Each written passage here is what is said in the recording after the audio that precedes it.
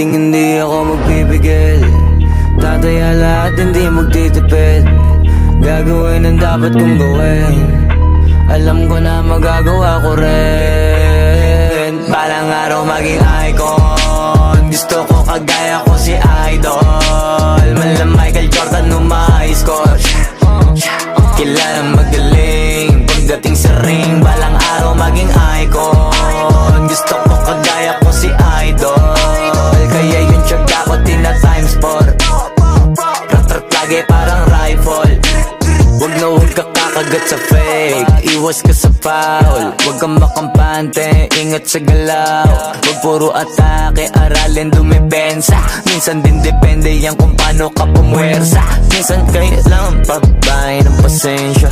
Isa yan sa mga pangunahing diferensya. Pag natambakan ka na doon ka